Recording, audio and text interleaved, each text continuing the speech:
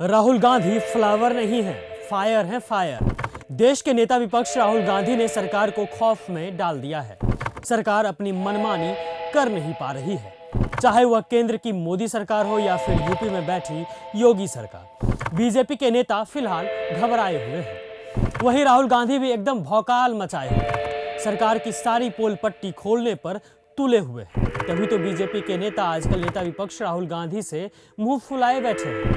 खैर, इससे राहुल को कोई फर्क नहीं पड़ता है। उन्हें सिर्फ अपने काम से मतलब है। जो वो कर रहे हैं वो ही असली जनप्रतिनिधि होने का प्रमाण है। Horror timeline of what this 20-year-old girl had to endure since the time she was in fact gang raped by एक पुराना मामला 2020 वही हाथरस कांड, जिस कांड में यूपी पुलिस का भयानक रूप देखने को मिला था, जिस कांड ने लोगों के मन में सवाल पैदा कर दिए कि ये पुलिस हमारी सुरक्षा के लिए है या फिर हमारी दुर्दशा के लिए है। एक पुराना मामला 2020 वही हाथरस कांड, जिस कांड में यूपी पुलिस का भयानक रूप देखने को मिला था, जिस कांड ने लोगों के मन में सवाल पैदा कर दिए कि ये पुलिस हमारी सुरक्षा के लिए है या फिर हमारी दुर्दशा के लिए है। सवाल पैदा हुआ कि आखिर जिसे हम अपना रक्षक मानते हैं वे कितने बड़े भक्षक हैं। राहुल गांधी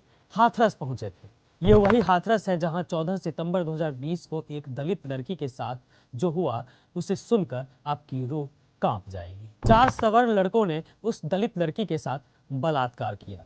जो खबरें थी उसी के आधार पर मैं आपसे ये बात कह रहा हूँ। फिर उस लड़की को अस्पताल में भर्ती कराया गया, लेकिन 28 सितंबर को पीड़ित लड़की की हालत बिगड़ गई। उसे अलीगढ़ से दिल्ली के सफदरजंग अस्पताल ले जाया गया और 29 सितंबर को लड़की की मौत हो गई। इसके बाद पुलिस ने जो किया उस पर सवालिया निशान लगे, क्योंकि योगी सरकार की पुलिस ने परिवार वालों की मर्जी के बिना ही शव का अंतिम संस्कार कर दिया था। मामले को लेकर देश में राजनीतिक बहस भी छिड़ गई थी।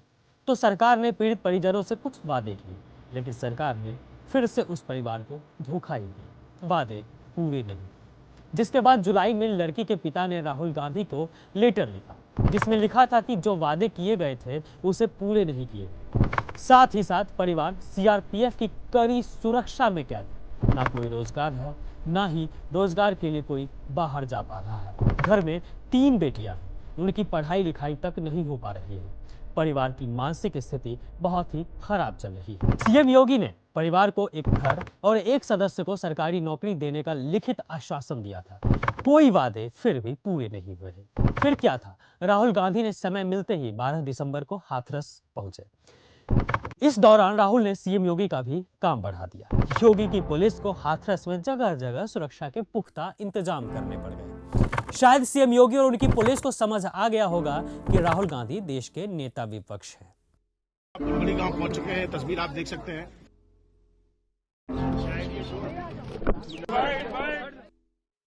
आप याद कीजिए, जब राहुल गांधी और प्रियंका गांधी 4 दिसंबर को संभल जाना चाहते थे, वे संभल जाकर पीड़ित परिवार से मिलना चाहते थे, लेकिन योगी सरकार ने उन्हें जाने नहीं दिया, क्योंकि सरकार ने 10 दिसंबर तक किसी के संभल आने जाने पर रोक लगा रखी थी।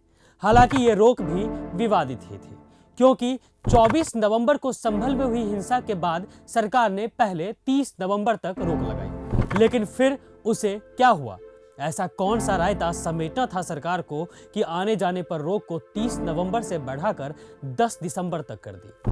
खैर, 4 दिसंबर को जब योगी सरकार ने राहुल और प्रियंका को संभल जाने से मना कर दिया तो वे वापस आ गए थे। पर अब संभल के पीड़ितों से राहुल गांधी और प्रियंका गांधी ने दिल्ली में ही मुलाकात कर ली। दोनों नेताओं ने पीड़ित परिवारों को यह भरोसा दिया कि उन्हें न्याय मिलकर ही रहेगा। जी हाँ, इस बातचीत के दौरान मोबाइल नंबर भी एक दूसरे से साझा किए गए। आपको बता दें कि मुलाकात में 5 परिवार शामिल थे। वे सभी अपने दर्द को राहुल गांधी और प्रियंका गांधी से शेयर किए। मुलाकात के दौरान कांग्रेस नेता रिजवान कुरैशी, सचिन चौधरी और प्रदीप नरवाल भी मौजूद थे। आपको बता दें कि 24 नवंबर को संभल के जामा मस्जिद का सर्वे किया जा रहा था, जिसको लेकर संभल में हिंसा भड़क गई थी। देखते देखते मामला इतना रौद्र हो गया था कि लाठी डंडे, गोली, पिस्तौल, पत्थर, बंदूकें सब चलने लगे, जिसमें 4 लोगों की मौत हो गई थी और करीब 2 दर्जन लोग घायल हो गए थे। घायलों में पुलिसकर्मी भी शामिल थे।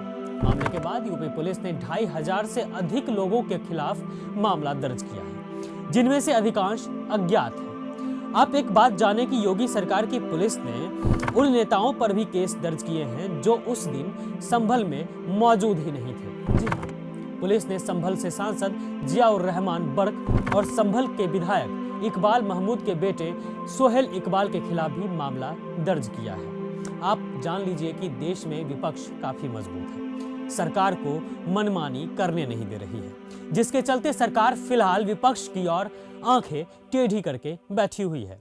पर विपक्ष के नेता राहुल गांधी सरकार को समझा देना चाहते हैं कि आप मनमानी नहीं कर पाएंगे, पिछड़ों को दबा नहीं पाएंगे, तानाशाही देश में बिल्कुल नहीं चलेगी। मुद्दा सिर्फ रोजगार रहेगा, भ्रष्टाचार तो सरकार को छोड़ना ही पड़ेगा। और जब बात सांप्रदायिकता की होगी तो राहुल मोहब्बत से उसे हरा देंगे और देश को जलने से बचा लेंगे।